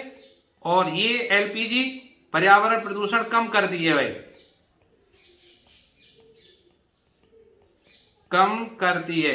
अब एक फायदा जरूर है कि एक सामान्य या गरीब व्यक्ति के लिए लकड़ी सहज सुलभ है, जंगलों से पेड़ों से उत्पन्न हो जाती है, ये सस्ती है लकड़ी। आप लिख देना इसमें भाई, समय नहीं इसलिए मैं शॉर्ट लिख रहा हूं कि लकड़ी सामान्य ग्रामीण व्यक्तियों के लिए या जंगलों में रहने वाले व्यक्तियों के लिए सामान्य सुलभ है, बहुत सस्ती है, पेड़ों से आसानी से प्राप्त हो जाती है, लेकिन ये तुलनात्मक रूप से महंगी है भाई। अगर कीमत की तुलना करें तो एलपीजी गैस महंगी है। सिलेंडर आपको पता ही लगभग 1000 रुपए का आता है। वो बात अलग है कि प्रधानमंत्री ने इनको सस्ता करके और सब्सिडी देकर सस्ता बना रखा है भाई। 15वां प्रश्न रिक्त स्थानों की पूर्ति से संबंधित होता है। तो देखिए अब रिक्त स्थानों की पूर्ति कीजिए। अवांछित एवं बिना उगाए पौधों को हटाया जाता है, जिन्हें भाई देखिए बिना बात के जो पेड़ पौधों के साथ अनेक छोटे छोटे पादप उगाते हैं उनको बोलते हैं खरपतवार, जिन्हें निराई के द्वारा या विभिन्न रसायनों के छिड़काव के द्वारा अलग किया जाता है। क्यों अलग किया जाता है? क्योंकि जितनी भी खाद्य और अन्य सामग्री या सिंचाई हम करते हैं, जो मुख्य फसल है उसके लिए उसको ये ग्रहण करने लग जाते हैं, तो फसल हमारी कमजोर हो जाती है। इसलिए इन अवांछित पदार्थों को या इन अवांछित पेड़ पौधों को हटाना आवश्यक है। इन्हें क्या बोलते हैं? खरपतवार। खरपतवार कहते हैं भाई। दानों को भूसे से अलग करना थ्रेसिंग कहलाता है भाई, थ्रेसिंग। ठीक। उचित समय एवं अंतराल पर फसल को जल देना भाई, निश्चित समय के बाद फसल को जल की जरूरत पड़ती है ना, क्योंकि जल जब तक जड़ों में नहीं जाएगा वो प्रकाश संश्लेषण की क्रिया के द्वारा अपना भोजन पेड़ पौधे बना ही नहीं पाएंगे भाई। प्रकाश संश्लेषण के लिए जल की जरूरत पड़ती है, पत्तियों की जरूरत पड़ती है और सूर्य के प्रकाश की जरूरत पड़ती है। तो ये क्या कहलाता है? ये फसल की सिंचाई करना कहलाता है भाई, सिंचाई करना कहलाता है। ठीक है भाई। पशुओं को पालकर भी खाद्य पदार्थ प्राप्त किए जा सकते हैं। ठीक है भाई। किए जा सकते हैं। इसको क्या बोलते हैं? पशुपालन। इसको क्या कहेंगे हम? पशुपालन कहते हैं। याद कर लेना भाई, बहुत महत्वपूर्ण है ये। अब 16वां प्रश्न आता है, इनके उत्तर आपको एक शब्द में, वन वर्ड में देने होते हैं। देखिए पहला प्रश्न है, नर जननांग द्वारा स्रावित हार्मोन का नाम क्या है? तो मैंने जो आपके ऑब्जेक्टिव प्रश्न पढ़ाए थे उनमें बताया था, नर जननांग से जो हार्मोन निकलता है उसका नाम क्या है? टेस्टोस्टेरोन। टेस्टोस्टेरोन, ठीक है भाई। और मादा की अगर नाम, अगर यही आ जाता कि मादा जननांग द्वारा स्रावित हार्मोन, वो कौन सा है? एस्ट्रोजन। अगर मादा होती तो क्या लिख के आंसर आते आप? एस्ट्रोजन, ठीक है भाई।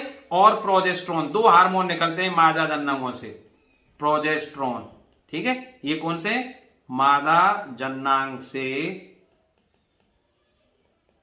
स्रावित हार्मोन, ठीक है भाई, याद रख लेना इनको। एड्स के रोग कारक वायरस का नाम लिखिए। एड्स का पूरा नाम क्या है भाई? है ना, क्या नाम है? चलो, एड्स का पूरा नाम बहुत पूछता है। एड्स का पूरा नाम क्या है? एक्वायर्ड इम्यूनोडेफिशिएंसी सिंड्रोम, ठीक है। अब गाइटर रोग किस ग्रंथि से संबंधित है? गाइटर जिसको घेंगा बोलते हैं, यहां गले का आकार अचानक बढ़ जाता है, ये थायराइड ग्रंथि से संबंधित है भाई। किस ग्रंथि से संबंधित है? थायराइड। हाँ, HIV, हाँ है। एड्स के, हाँ मैं उसको भूल गया भाई। एड्स के रोग वायरस का नाम वो बताने लग गया मैं, और इसका नाम क्या है? HIV, human immuno deficiency virus, ठीक है भाई। मादा एनोफ्लीज मच्छर किस रोग का वाहक है? पहले आ गया था, ये मलेरिया रोग का वाहक है भाई। ध्यान रखना भाई, पहले में आपको टेस्टोस्टेरोन लिखना है। अगर नर जननांग द्वारा स्रावित हार्मोन पूछे, मादा से पूछे, तो आपको एस्ट्रोजन या प्रोजेस्टेरोन में से कोई एक लिख देना, या दोनों लिख दें तो बहुत अच्छा है। एड्स के रोग वाहक वायरस का नाम क्या है? वो आपको HIV लिखना है। गोइटर रोग किस ग्रंथि से संबंधित है? थायराइड ग्रंथि से संबंधित है। ये भी पूछ सकता है कि थायराइड ग्रंथि से कौन सा हार्मोन निकलता है? थायरोक्सिन निकलता है भाई, ठीक है। अग्नाशय ग्रंथि से कौन सा निकलता है? इंसुलिन निकलता है। पीयूष ग्रंथि से पिट्यूटराइन निकलता है। इनको याद कर लेना भाई। पार्ट बी पर पहुंचते हैं भाई। निम्न कथनों के आगे सत्य और असत्य लिखना है आपको, ठीक है भाई।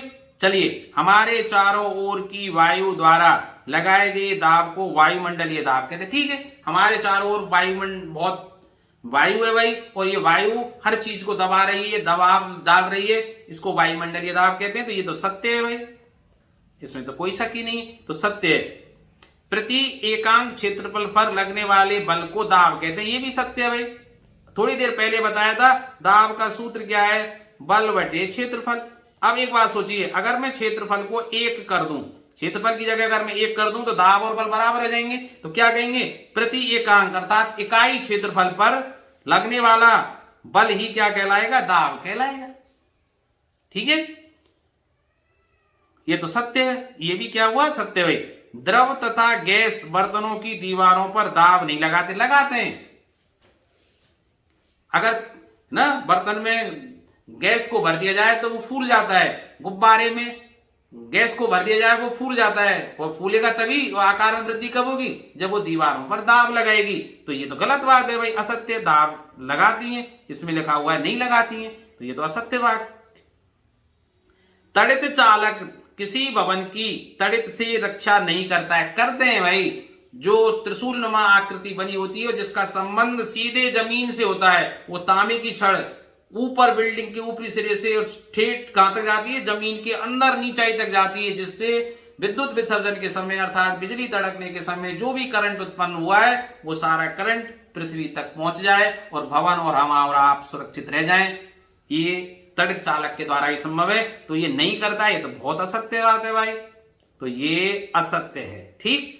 अब भाई बात करते हैं वनोन्मूलन द्वारा वर्षा किस प्रकार कम हुई है, समझाइए। मैं स्क्रीन पर लिख दूंगा, ठीक है। तो आप इस तरह से इसको समझ लेना या पढ़ लेना। कैसे भाई? देखिए, हम जैसे जैसे जनसंख्या बढ़ती जा रही है, तो जनसंख्या वृद्धि के लिए भाई रहने के लिए जगह चाहिए, भवनों के लिए जगह चाहिए, गेट आपके बनाने, विभिन्न प्रकार के पदार्थों के लिए वनों की आवश्यकता है, खाद्य पूर्ति के लिए वनों की आवश्यकता है। तो वनों को अंधाधुंध रूप से काटा जा रहा है, और अंधाधुंध काटने का परिणाम ये हो रहा है कि भाई पेड़ पौधे क्या करते हैं, वाष्पीकरण की क्रिया करते हैं, वाष्पोत्सर्जन। जब ये अपना भोजन बनाते हैं तो जल को निकालते हैं, तो वाष्पोत्सर्जन की क्रिया कम हो जाएगी, जिससे वर्षा कम होना प्रारंभ कर देगी। ठीक है भाई, क्यों? क्योंकि जल वाष्प की मात्रा वायुमंडल में कम हो जाएगी। फिर दूसरा, पेड़ों की संख्या कम होने से पर्यावरण प्रदूषण बढ़ रहा है, अर्थात ग्रीन हाउस जो इफेक्ट है। ग्रीन हाउस इफेक्ट जानते हैं, कार्बन डाइऑक्साइड की गैस की मात्रा बढ़ गई है, जिससे पृथ्वी के चारों ओर एक कार्बन डाइऑक्साइड का परकोटा बन गया है। और रात के समय जो ऊष्मा, देखिए दिन में पूरी ऊष्मा जमीन को मिलती है, और रात्रि के समय ये ऊष्मा वापस लौट जाती थी, लेकिन अब कार्बन डाइऑक्साइड का जो परकोटा बन गया है, उससे वो ऊष्मा ऊपर नहीं जा रही है, जिससे पृथ्वी का तापक्रम लगातार बढ़ता जा रहा है, और इसी को क्या बोलते हैं, ग्रीन हाउस इफेक्ट। तो ग्रीन हाउस इफेक्ट के कारण पृथ्वी का तापक्रम बढ़ता जा रहा है, जिससे वर्षा की कमी आती जा रही है। या तो वर्षा होगी नहीं, और होती है तो बहुत भयंकर होती है, जिससे भाई आपकी जो विनाशकारी प्रवृत्तियां प्रकृति द्वारा उत्पन्न की जा रही हैं। तो ऐसा आप लिख देना भाई, स्क्रीन पर आप देख लीजिए, मैंने लिख दिया है। ठीक है, 19वां सवाल देखिए, खिलाड़ी कीलदार जूते या स्पैक्स क्यों पहनते हैं? व्याख्या देखिए, अगर सामान्य किस्म के जूते पहनेंगे तो पृथ्वी और जूते का जो नीचे का जो सोल है उसके बीच घर्षण कम होगा, और क्योंकि खिलाड़ी तेजी से दौड़ते हैं तो उनके फिसलने का डर रहता है, और आप जानते हैं फिसलने से कोई भी दुर्घटना हो सकती है, हड्डियां टूट सकती हैं, या मोच आ सकती है, कुछ भी हो सकता है। तो खिलाड़ी अपने जूतों में जो सोल होता है ना, उसके नीचे कीलनुमी, ये जिनको स्पैक्स बोलते हैं, स्पैक्स वाले जूते पहनते हैं, जिससे घर्षण अधिक हो जाए, अर्थात उनका पैर अच्छी तरह से जमीन पर जम जाए, जमीन और उनके जूतों के बीच घर्षण की मात्रा को बढ़ा। इतने लाइन लिखना है आपको, ठीक है, कि खिलाड़ी कीलदार जूते इसलिए पहनते हैं जिससे खिलाड़ी के पैर और जमीन के बीच घर्षण अधिक हो जाए और वो फिसले नहीं। बस इतना लिखना है, ज्यादा लिखने की कोई जरूरत नहीं है। अब 20वां प्रश्न देखिए, एक दोलक 5 सेकंड में 50 बार दोलन करता है, उसकी आवृत्ति और आवर्तकाल ज्ञात कीजिए। देखिए, आवृत्ति किसे कहते हैं? 1 सेकंड में कंपनों की संख्या। ठीक है भाई, आवृत्ति कैसे निकालते हैं? देखिए, आवृत्ति किसको कहेंगे? अरे ये, हाँ, आवृत्ति कहेंगे भाई 1 सेकंड में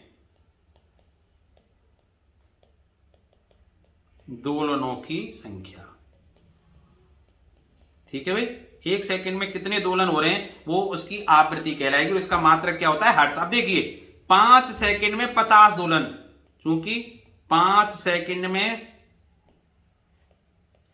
कंपनों की संख्या कितनी है? दोलन का मतलब कंपन ही होते हैं, कंपनों की संख्या बराबर 50। ठीक है, इसलिए 1 सेकंड में, सॉरी 5 सेकंड में ना,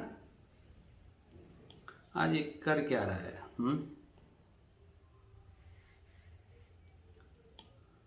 चूंकि 5 सेकंड में कंपनों की संख्या कितनी है? 50, और आवृत्ति किसे कहते हैं? 1 सेकंड में कंपनों की संख्या, इसलिए 1 सेकंड में कंपनों कहें या दोलनों की संख्या, एक ही बात है, कंपनों की संख्या बराबर होगी 50/5 बराबर 10। इसलिए आवृत्ति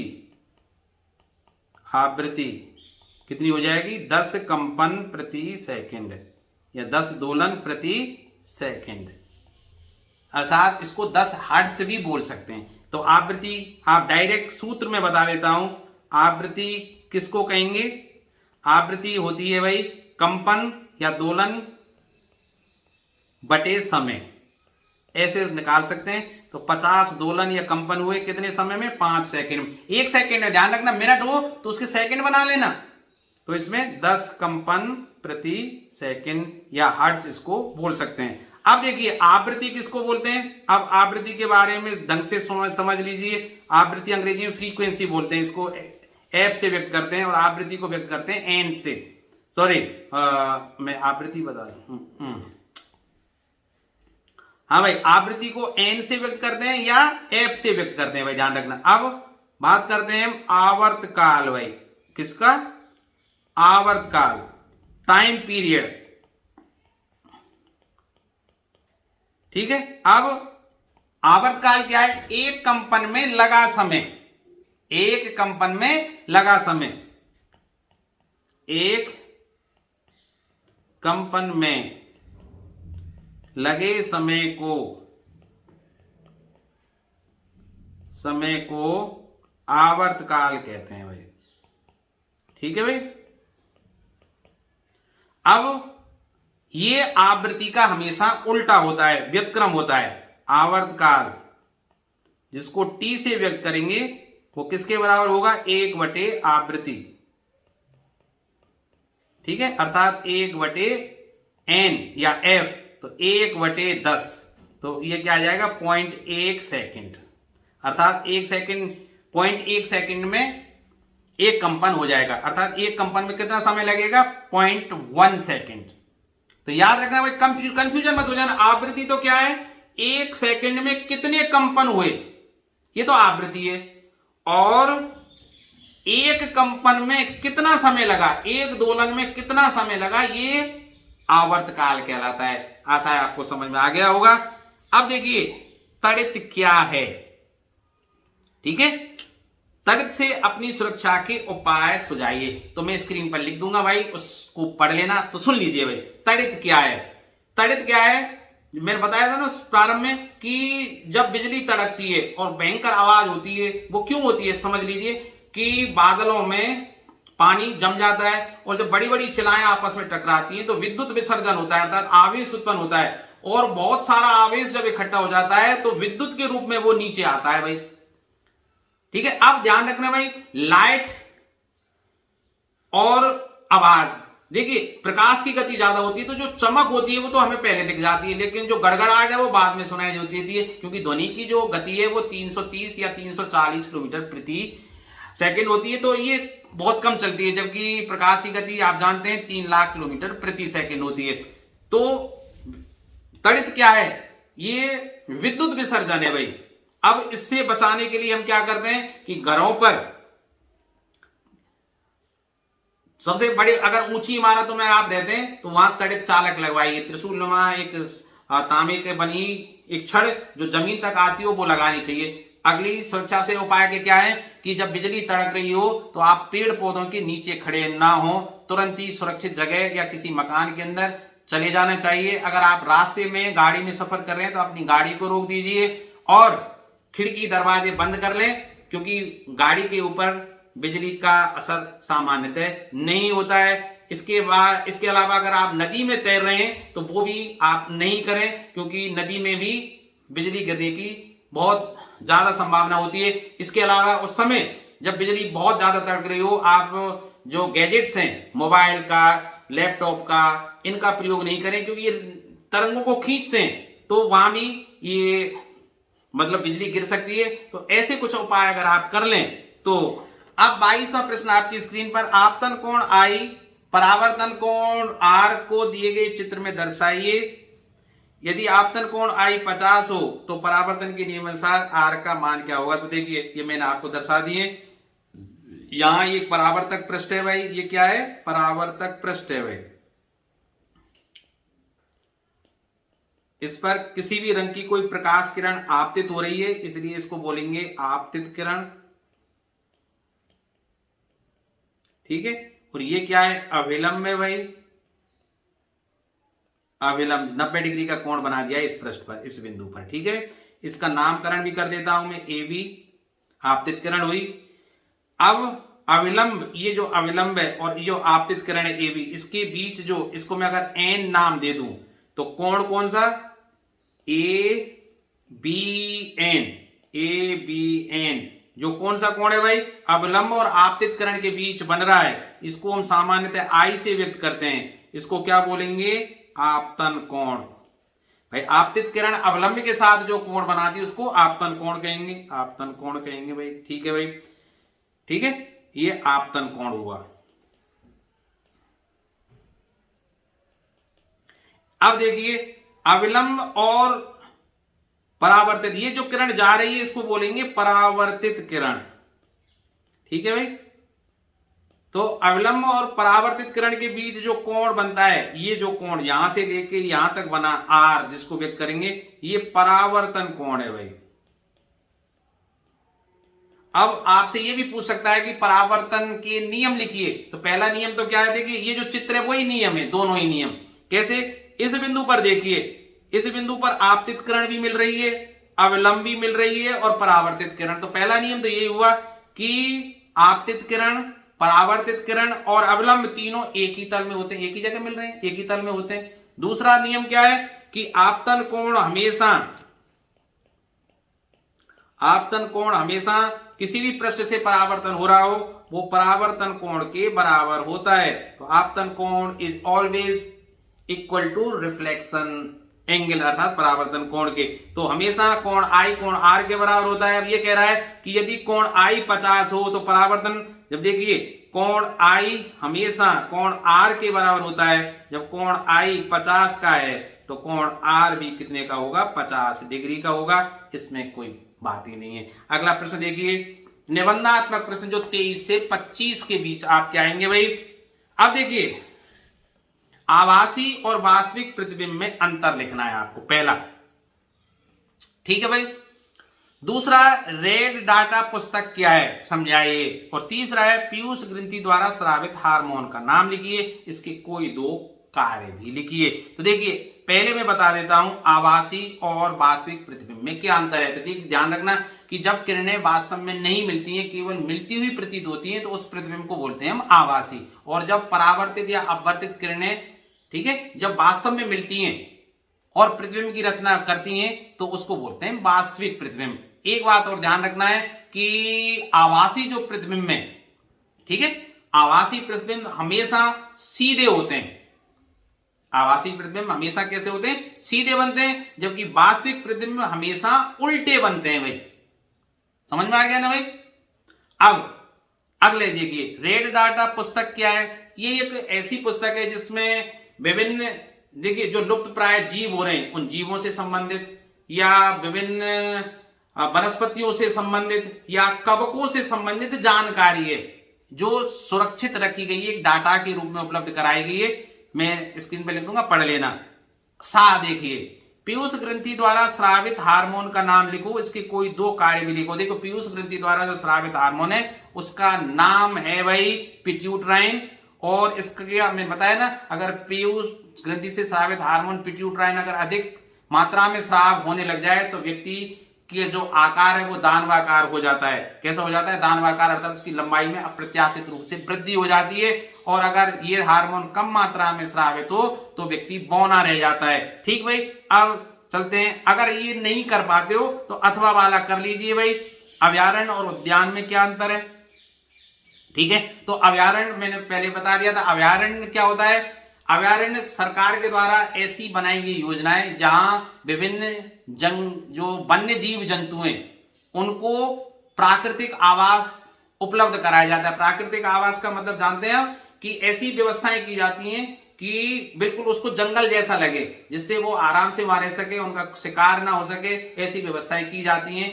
तो ये तो हुआ अभयारण्य। और उद्यान में क्या होता है, जैव विविधता को बनाए रखने के लिए, जैसे पेड़ पौधों, देखिए जैसे जीव जंतुओं की संख्या लुप्त होती जा रही है बढ़ती जनसंख्या के कारण, अनेकों जीव ऐसे हैं, वन्य जीव ऐसे हैं जो लुप्त प्राय हो रहे हैं, तो उनको बचाए रखने के लिए अभयारण्य बनाए गए। इसी तरह अनेक प्रकार की वनस्पतियां, पेड़ पौधे हैं, वो भी लुप्त प्राय स्थिति में आ रहे हैं। तो जैव विविधता को बनाए रखने के लिए विभिन्न प्रकार के पेड़ पौधों को जहां उगाया जाता है उन्हें उद्यान कहा जाता है, राष्ट्रीय उद्यान कहा जाता है। मैं यहाँ अंतर स्क्रीन पर लिख रहा हूं, आप पढ़ लेना, ठीक है। स्क्रीनशॉट लेकर आप पढ़ लीजिए, आपको समझ में आ जाएगा।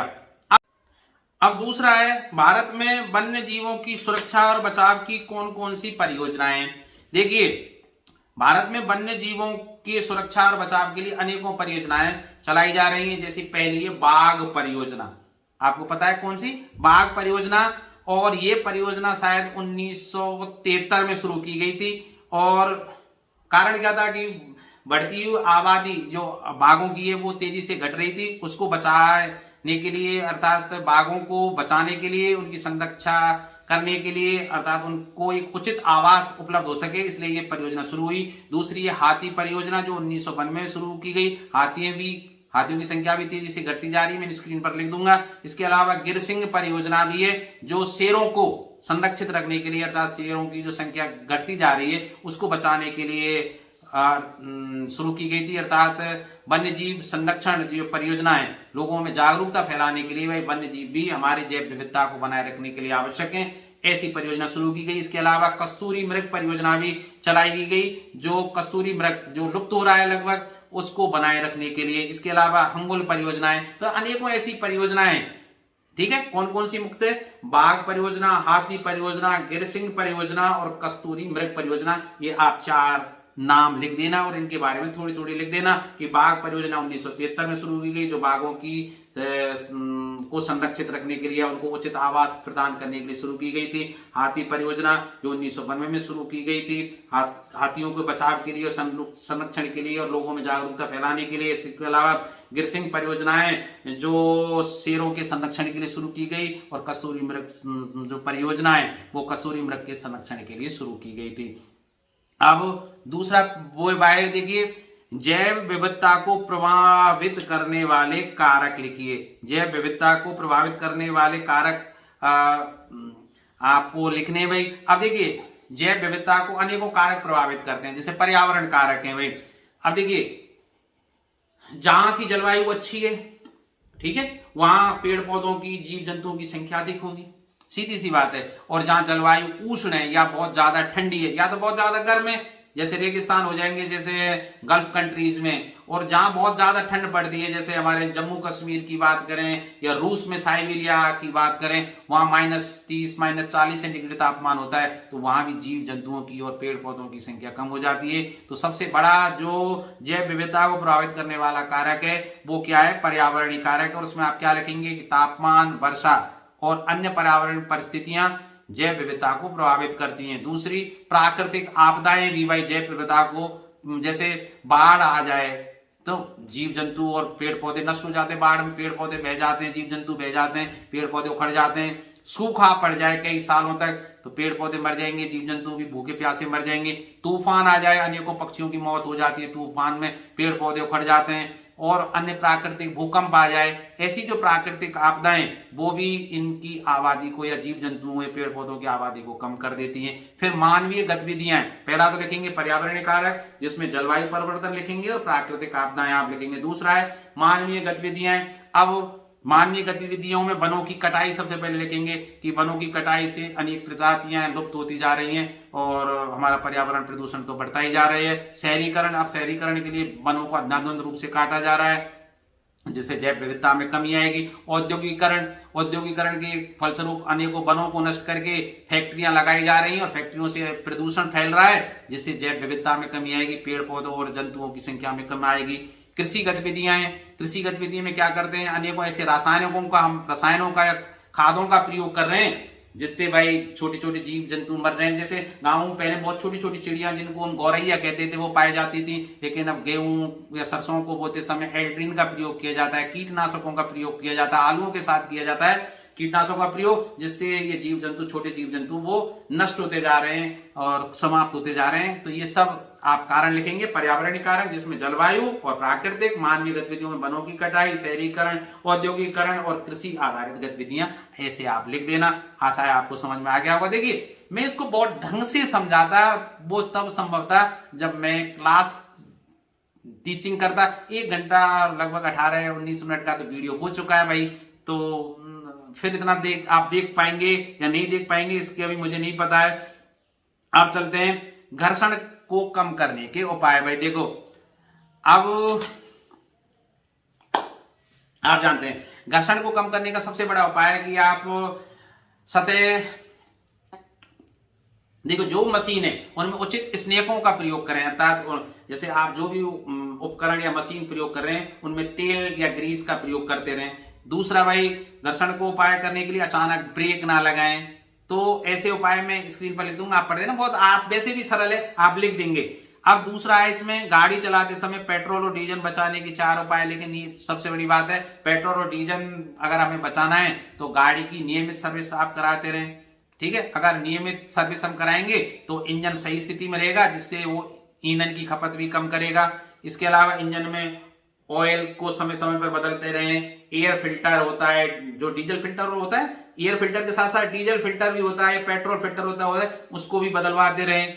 स्पार्क प्लग की सफाई, मोटरसाइकिल है तो उनके स्पार्क प्लग की सफाई करते रहें, जिससे वो पेट्रोल कम खाए, ईंधन की बचत हो। इसके अलावा टायरों में हवा का प्रेशर है वो सही मापना चाहिए, जैसे 30-35 जो रखा जाता है, ज्यादा भी नहीं होनी चाहिए तो बहुत कम नहीं होने, क्योंकि अगर टायर प्रेशर कम होगा तो ईंधन की खपत ज्यादा होगी। गाड़ी को सही गति पर चलाएं भाई, ऐसा नहीं हो कि आप मोटरसाइकिल 100 की स्पीड पर चला रहे हैं तो सीधी सी बात है ज्यादा पेट्रोल खाएगी। गाड़ी को 80 और 60, जैसे गाड़ी है तो उसको 80 किलोमीटर की सीमा में रखें, मोटरसाइकिल है तो 50 किलोमीटर प्रति घंटे की गति पे। तो पहला क्या है, नियमित रूप से गाड़ी की सर्विस कराएं, टायरों में सही दबाव रखें, गाड़ी को सही गति पर चलाएं और गाड़ी को अनावश्यक रूप से ना चलाएं। मतलब कहीं जंगल में घूमने जा रहे हैं, खेतों तक जा रहे हैं कि मोटरसाइकिल लेकर जाएं, तो जब तक पैदल चल सकते हैं आप वाहनों का प्रयोग ना करें। ऐसे उपाय करके आप ईंधन की बचत कर सकते हैं। ठीक है भाई, आशा है आपको समझ में आ गया होगा। तो देखिए अगला प्रश्न है, अलैंगिक जनन क्या है और इसके 2 लाभ आपको बताने भाई। अलैंगिक जनन और उसके 2 लाभ आपको बताने। अलैंगिक जनन एक प्रकार का प्रजनन, भाई जनन है तो प्रजनन है, तो इसमें क्या है, एक ही जनक होता है भाई। देखिए लैंगिक जनक में तो एक मादा होना चाहिए, एक नर होना चाहिए, एक स्त्री होना चाहिए, एक पुरुष होना चाहिए, लेकिन अलैंगिक जनक में एक ही जनक होता है। ठीक है, उसमें एक ही से संतान उत्पन्न होती है और जो नई संतान उत्पन्न होगी, ठीक है, उसमें युग्मकों का संलयन नहीं होता है। जैसे भाई नर का और मादा का संलयन होता है, ऐसे इसमें नहीं होता है। अब अलैंगिक जनन कई जीवों में पाया जाता है, जैसे बैक्टीरिया है, कुछ पौधे हैं, कुछ जानवर भी हैं भाई जिनमें अलैंगिक जनन पाया जाता है, जैसे बैक्टीरिया, पौधे और कुछ जानवर। अब अलैंगिक जनन के क्या फायदे हैं? तेजी से प्रजनन होता है। एक तो सबसे वो है कि भाई दूसरे की जरूरत ही नहीं है, तेजी से प्रजनन होता है। अलैंगिक जनन में बहुत तेज प्रजनन की दर होती है और कम समय में ही अनेकों संतानें इससे उत्पन्न हो सकती हैं, जो अन्य उन जीवों के लिए फायदेमंद हैं जो तेजी से अपनी आबादी बढ़ाना चाहते हैं, उनमें अलैंगिक जनन बहुत फायदेमंद है। फिर दूसरा है आनुवांशिक रूप से, देखिए माँ बाप दोनों अलग अलग हों, लैंगिक जनन में माँ और बाप अलग अलग होते हैं तो आधे आधे गुणसूत्र प्राप्त होते हैं, तो उनमें संतान विविध भी बन सकती है, अर्थात उनकी विविधता अलग हो सकती है। लेकिन जब अलैंगिक जनन होगा तो उत्पन्न संतति आनुवांशिक रूप से जनक के समान होती है, अर्थात उनमें कोई विविधता उत्पन्न नहीं होती है। तो ऐसा आप पढ़ लेना भाई। अब अगला प्रश्न है भाई, चलिए मैं इसको बदलता हूं। हाँ, बल किसी वस्तु की आकृति में परिवर्तन कर सकता है, उदाहरण देकर समझाइए। बिल्कुल, बल किसी भी वस्तु की आकृति में परिवर्तन कर सकता है। कुछ उदाहरण दिए गए, जैसे गुब्बारा है भाई, जब आप गुब्बारे को दबाते हैं, गुब्बारे को अगर आप दबाएंगे तो उसकी आकृति बदल जाती है। ठीक है, दूसरा रबड़ की गेंद है, रबड़ की गेंद को आप दबाएंगे उसकी आकृति में परिवर्तन हो जाएगी। तो आप लिख देना, हाँ, बल किसी भी वस्तु की आकृति में परिवर्तन कर सकता है। जैसे गुब्बारा, गुब्बारे को आप दबाएंगे तो उसकी स्थिति आकृति बदल जाती है। रबड़ की गेंद को भी दबाने पर उसकी आकृति बदल जाती है।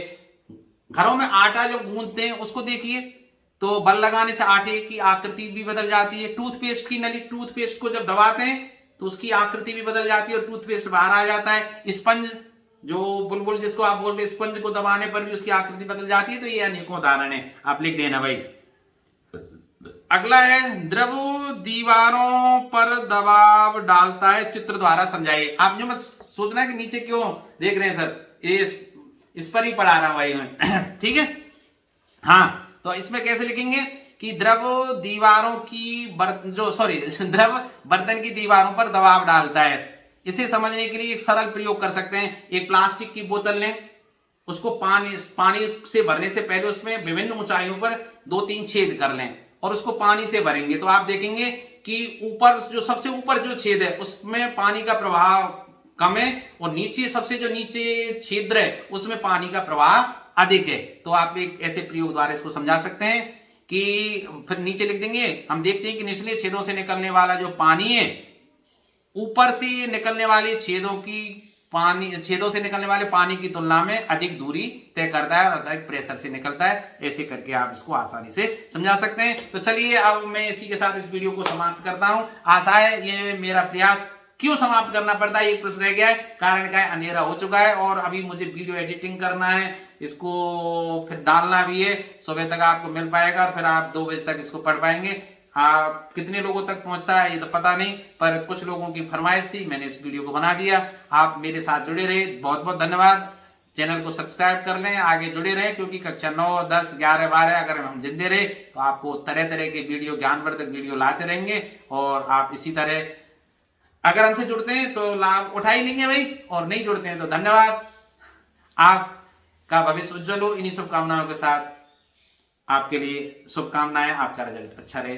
ठीक है भाई। और हाँ, इसके बाद में गणित का वीडियो तो मैं पहले ही डाल चुका हूं, उसको भी देख लेना, और इंग्लिश वर्जन का वीडियो भी मैं और डाल दूंगा, क्योंकि देखिए 2 घंटे के लगभग मैंने एक शॉर्ट वीडियो, मतलब छोटे छोटे प्रश्नों का वीडियो बनाया था, उसके माध्यम से सारे गणित का रिवीजन कराया था।